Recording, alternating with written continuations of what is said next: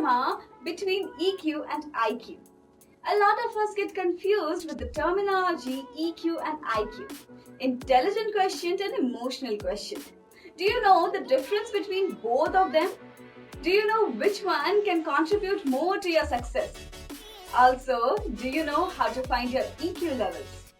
To get the answers, let's dive into this chapter.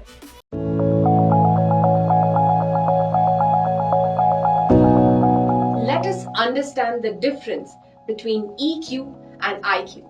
By definition, intelligence quotient or IQ is the measure of your ability to solve problems, apply logic, and communicate complex ideas. It is developed in a person along the various stages of life since birth. Factors like parenting, friend circle, education, tutoring, and many contribute to the development of a person's IQ. After about adolescence or so, our IQ reaches a constant level and becomes mostly standard. And from then on, we keep utilizing the same IQ levels to different requirements in life.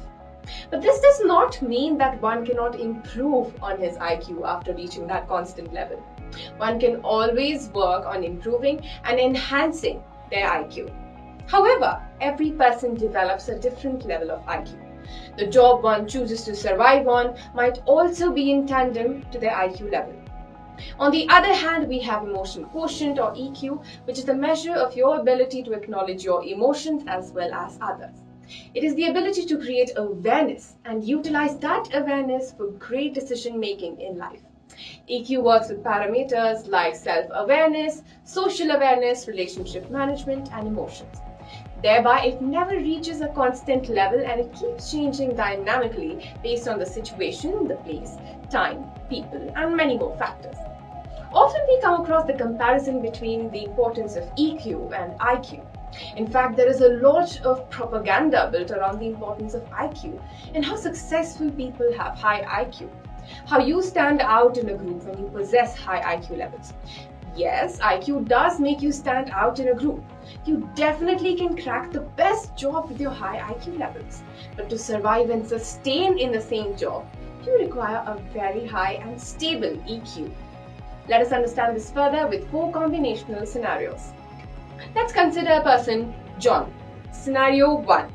John has high IQ and high EQ. This is an ideal case. John will definitely turn out very successful in his life and he can get the best job, his dream job, with his impeccable IQ levels and sustain and grow immaculately with the help of his high EQ, which comprises great emotional management, social awareness, relationship building. There's no turning back for John. Scenario 2. John has high IQ but low EQ. In this case, John will easily crack the competitive examination, attain the best job, but will not be able to grow fast as he would face difficulties in managing people around him, building relationships, managing his own emotions, explaining himself well due to his poor EQ levels. In this case, if John does not work on his EQ, he would not sustain long anywhere and will find it difficult to achieve heights. Scenario 3. John has low IQ and high EQ. In this case, John might start his work with a very low profile job, but with his amazing EQ levels, he will be able to impress people in work and grow fast. With time, if John works on his IQ as well, he will be unstoppable. Scenario 4. John has low IQ and low EQ. This is the most disastrous combination.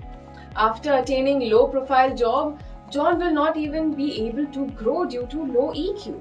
Thereby, he will always remain in the dwarf stage forever.